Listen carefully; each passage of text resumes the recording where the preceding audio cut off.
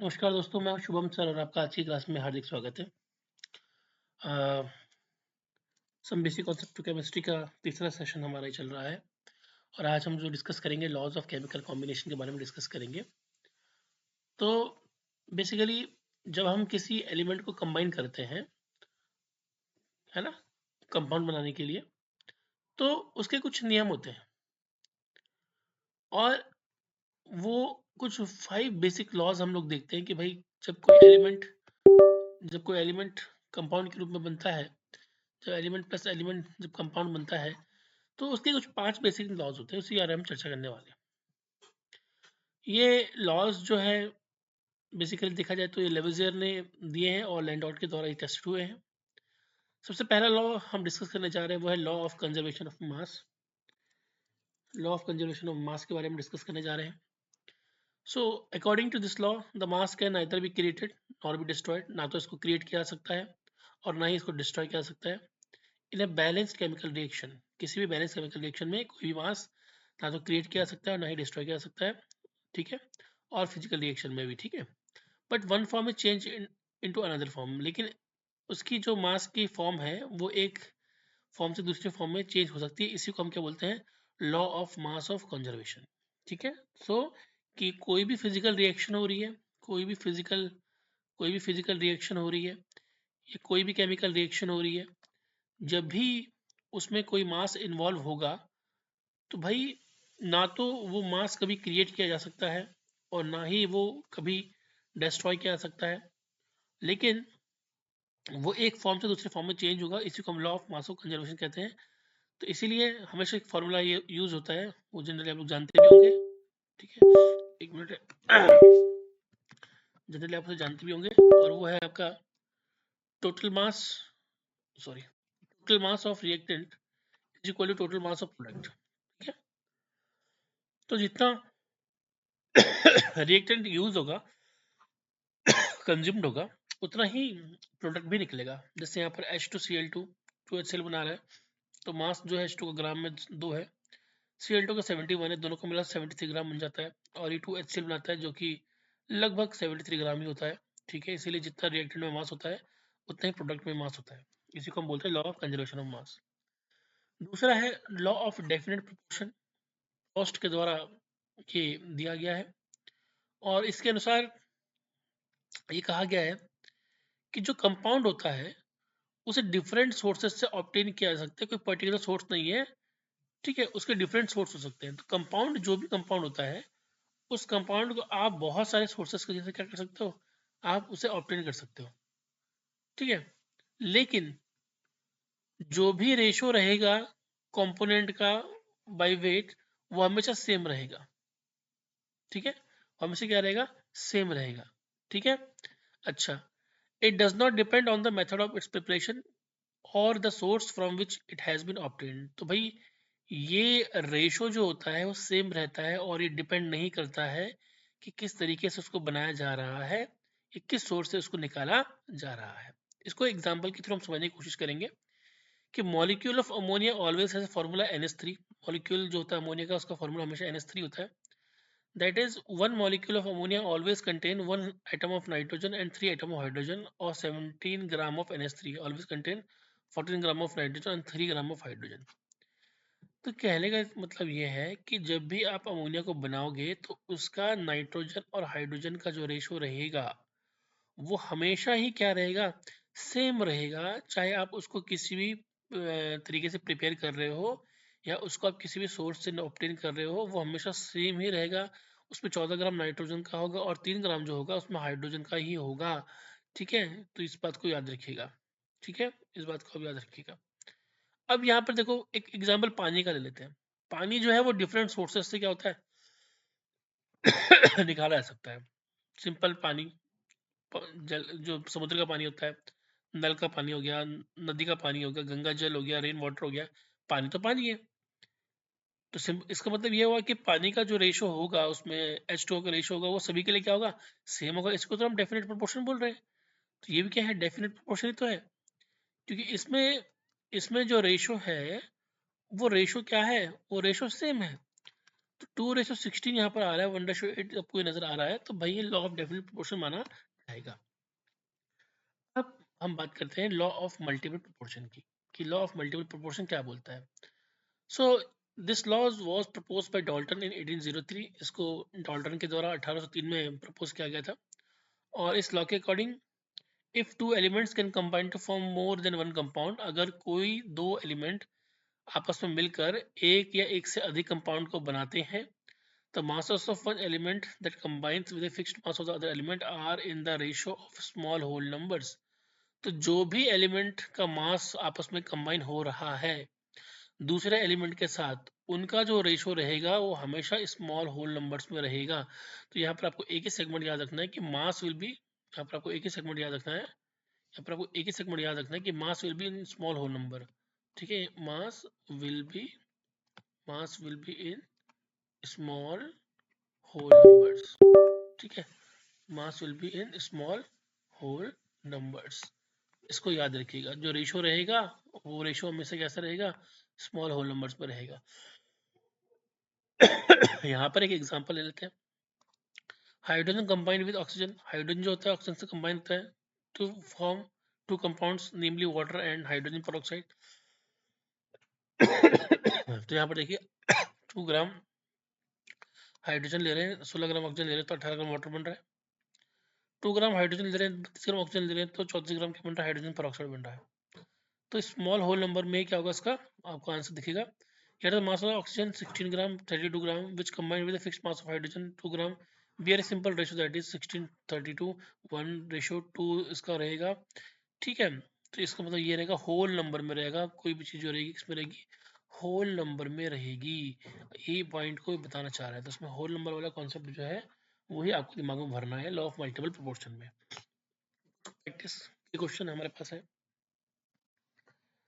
जिसमें कि phosphorus and chlorine form 2 compounds. Phosphorus और क्लोरीन जो होते हैं वो 2 कंपाउंड फॉर्म करते हैं। The first compound contains 22.54% by mass of phosphorus and 77.46% by mass of chlorine. In the second compound, the percentage are 14.88 for phosphorus and 18 to 85.12 for chlorine. Show that these data are consistent with the law of multiple proportion। आपको बताना है, ठीक है। Sorry. तो इसमें अगर आप देखेंगे कि जो पहला कंपाउंड फॉस्फोरस है इसमें परसेंटेज कितनी है फॉस्फोरस की, 22.54, और परसेंटेज क्लोरीन कितना है 77.46 जो दे रखा है आपके एग्जाम क्वेश्चन में। तो 22.54 gram of phosphorus combines with 77.46 gram of chlorine, आप जान रहे हैं। सेकेंड कंपाउंड में अगर आप देखेंगे तो परसेंटेज फॉस्फोरस कितना है 14.88 जो कि दे रखा है, और जो आपका क्लोरीन का परसेंटेज है वो कितना है 85.12। तो 14.88 gram of phosphorus combined with 85.12 gram of chlorine, बस ये था। अब गाइलुसिक लॉज ऑफ गैसियस मॉलिक्यूल के बारे में बात कर लेते हैं। इसको गाइलुसिक के द्वारा दिया गया था, और इसके अनुसार क्या बोल रहा है ये कि किसी भी गैसियस रिएक्शन में कोई भी गैस की रिएक्शन अगर होती है तो जो रिएक्टेंट होता है, जो कि रिएक्ट करने वाला है, are always combined in a simple ratio, उन्हें हमेशा सिंपल रेशो में मिलना होगा बाय वॉल्यूम। ठीक है, तो मतलब जो रिएक्शन इसमें आपको ध्यान देना है कि ये वॉल्यूम की बात कर रहा है, ये किसकी बात कर रहा है, वॉल्यूम की बात कर रहा है। और याद रखना कि किसी भी गैसेस रिएक्शन में जो रिएक्टेंट्स होते हैं वो सिंपल रेशो बाय वॉल्यूम में क्या करते हैं, कंबाइंड होते हैं प्रोडक्ट बनाने के लिए। ठीक है, इसको याद रखिएगा। ठीक है, which is simple ratio by volume at same temperature and pressure. ठीक है, इसमें सिंपल रेशो ही रहेगा वॉल्यूम का। इसको एग्जांपल के थ्रू समझ लेते हैं कि 1 volume of hydrogen combines with 1 volume of chlorine to produce 2 volume of hydrogen chloride, simple ratio 1:1:2। एक हाइड्रोजन है उसका एक वॉल्यूम, एक क्लोरीन है उसका एक वॉल्यूम, और 2 वॉल्यूम बनेंगे किसके, HCl के। तो ये आपका ये रहेगा, ठीक है, सेम रहेगा वॉल्यूम। ठीक है, ओके। और इसे यहाँ पर भी देख लीजिए आप, 1 वॉल्यूम ऑफ नाइट्रोजन ये रहा, 3 वॉल्यूम ऑफ हाइड्रोजन, इससे एक वॉल्यूम ये हो गया, एक वॉल्यूम ये हो गया, तो 2 वॉल्यूम ऑफ NH3 इसमें बन जाएगा। तो सिंपल रेशो क्या रहेगा 1:3:2 रहेगा। ठीक है, यहाँ पर ध्यान रखना है कि क्या बन रहा है इसके फ्रंट में जो आपका ये दिख रहा है, यही इसमें मेन होता है कि एक वॉल्यूम ऑफ नाइट्रोजन मिल रहा है, 3 वॉल्यूम ऑफ हाइड्रोजन मिल रहा है, 2 वॉल्यूम ऑफ आपका क्या बन रहा है, NH3 बन रहा है। तो इसमें ये याद रखना, तो 1:3:2 इसमें आपका रहने वाला है। ठीक है, अच्छा जी, वही चीज़ यहाँ पर दे रखी है, 1 volume of hydrogen, 1 volume of hydrogen, 1 volume of oxygen, 2 volume of the water vapour बन जाएगा। ठीक है, ये चीज़ दे रखी है। एक प्रैक्टिस का क्वेश्चन यहाँ पर दे रखा है। अच्छा बचाऊंगा, थोड़ी तबियत सही नहीं है। क्वेश्चन है 30.0 liter sample of nitrogen inside a rigid metal container at 20.0 degrees Celsius is placed inside an oven whose temperature is 50.0 degrees Celsius. The pressure inside the container at 20.0 degrees Celsius was at 3 atm atmospheric pressure. What is the pressure of the nitrogen after its temperature increased to 50.0 degrees Celsius? तो अगर इसको हम देखें तो from gale law we know that constant volume पर P1 by T1 is equal to P2 by T2 होता है।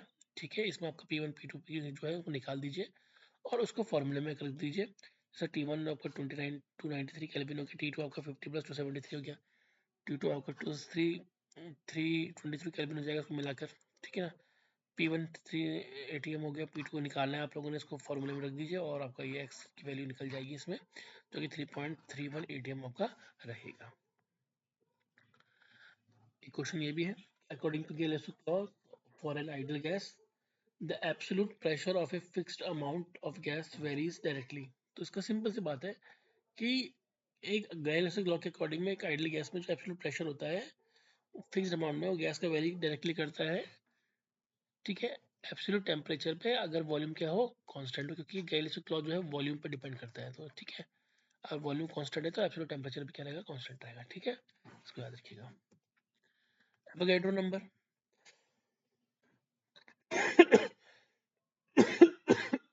Sorry sorry equal volume of all gases contain equal number of molecules at same temperature and pressure. Avogadro number क्या बोलता है कि equal volume of all gases contain equal number of molecules at same temperature and pressure. equal volume of gases जो होंगे वो equal number of molecules रखेंगे समान तापमान और दाब पर।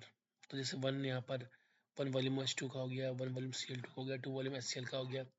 ठीक है, तो वही है और कुछ नहीं है। ठीक है,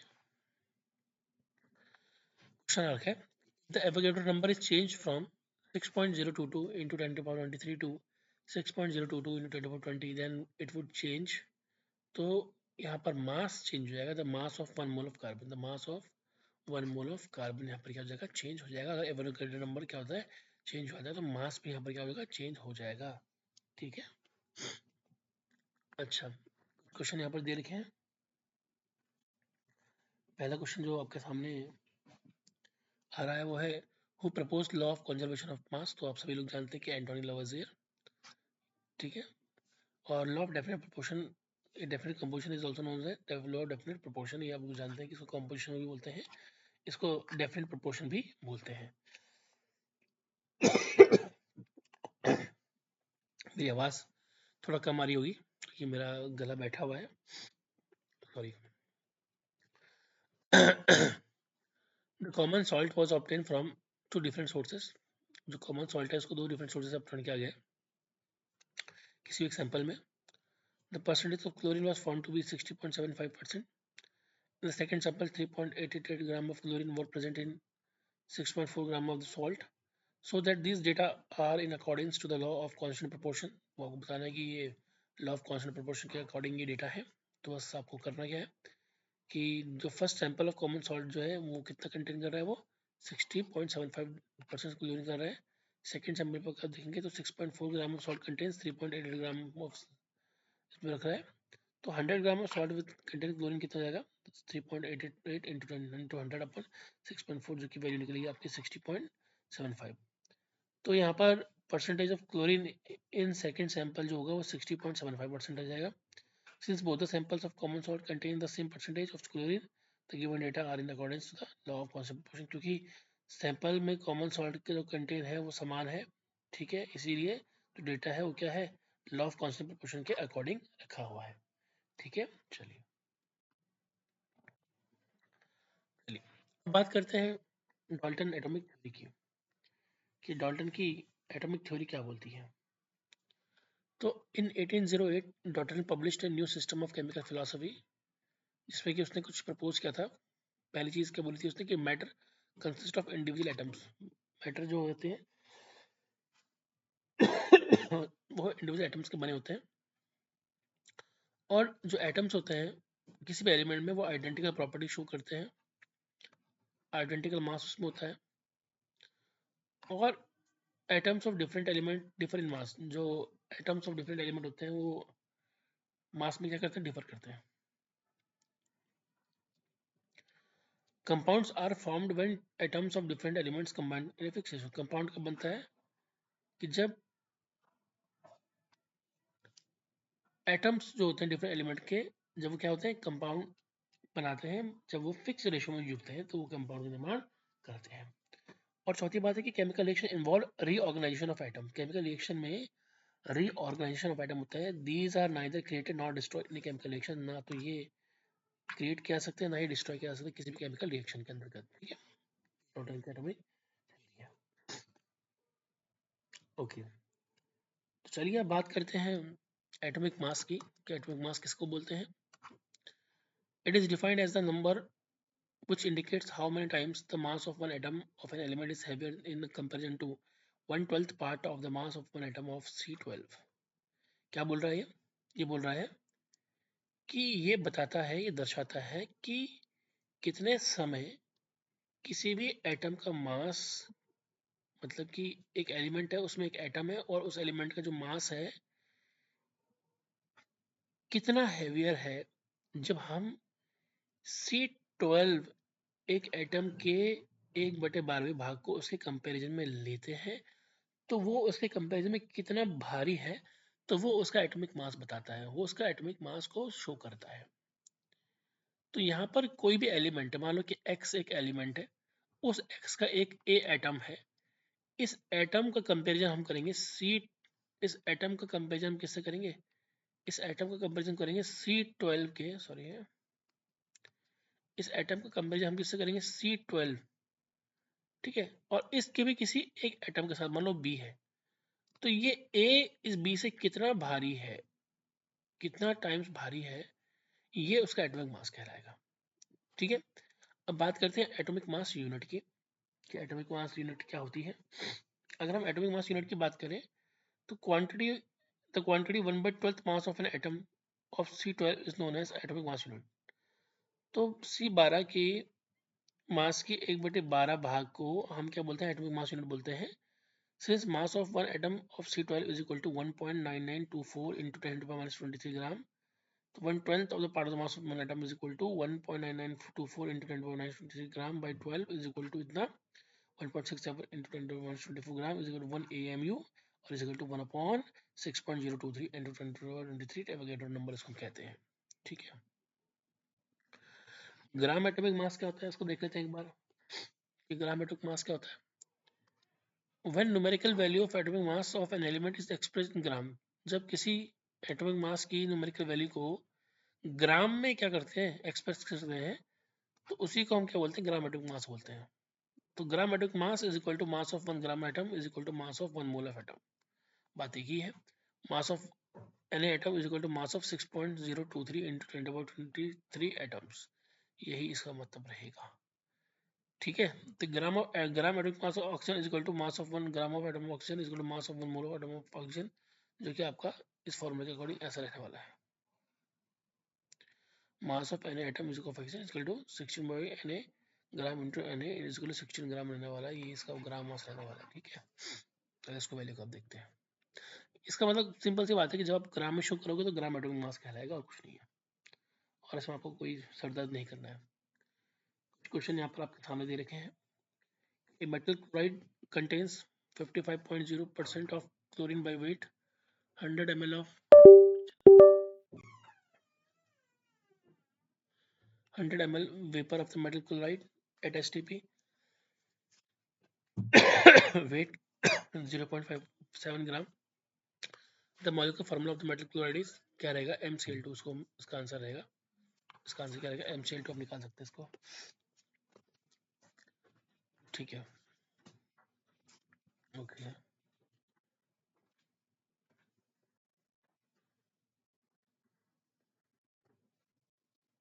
एक्चुअल मास को, ठीक है, एक्चुअल मास क्या होता है, the mass of one atom or one molecule of a substance called actual mass. किसी भी एटम का और मॉलिक्यूल का उसका जो मास होता है उसको हम एक्चुअल मास कहते हैं। Example, actual mass of O2 is equal to 32 AMU, जो कि 32 इंटू 1.67 इंटू 10⁻24 ग्राम के बराबर होता है। और actual mass of H2 is equal to 2.2 plus 16 AMU is equal to 18 into 1.67 into 10⁻24 gram, जो कि 2.99 इंटू 10⁻23 ग्राम के बराबर होता है। बात करते हैं एटमोसिटी की। एटमोसिटी किसको बोलते हैं, तो total number of atom in a molecule of elementary substance is called atomicity. ठीक है, किसी भी एटम में किसी भी मॉलिक्यूल में टोटल नंबर ऑफ एटम जो होते हैं किसी भी सब्सटेंस के, उसको एटमोसिटी कहते हैं। जैसे कि H2 में 2 है तो उसकी 2 एटमोसिटी हो गई, NH3 में 3 हो गई, एक N का 1 हो गया, H की 3 हो गई तो इसकी एटमोसिटी कितनी होगी, 4 हो गई। O में 3 हो गई तो इसकी 3 हो गई, O2 की 2 हो गई तो इसकी 2 हो गई, तो ये इसकी एटमोसिटी कहलाती है। यहाँ पर दे रखा है कि relationship between molecular weight and vapour density का रिलेशनशिप क्या होता है, इसका फॉर्मूला याद करना पड़ेगा आप लोगों को, और वो ये रहेगा कि vapour density is equal to density of gas upon density of hydrogen. ठीक है, और VD vapour density is equal to mass of gas for certain millilitre volume और mass of H2 for certain millilitre volume, इसी को हम इसको देख सकते हैं। ठीक है, तो जनरली इसी फॉर्मूला याद कर लेना आप लोग, और कुछ नहीं करना आप लोगों ने, कि molecular mass of gas MW is equal to 2 into vapour density. इसी फॉर्मूले को आप नोट कर लीजिएगा, यही आपका रिलेशनशिप बताएगा किसके बीच में, मॉलिक्यूलर वेट के बीच में और वेपर डेंसिटी के बीच में। तो molecular mass of gas is equal to 2 into vapour density, इसी को इतना याद रखना और कुछ करने की जरूरत नहीं है इसमें। ठीक है, उसी प्रकार से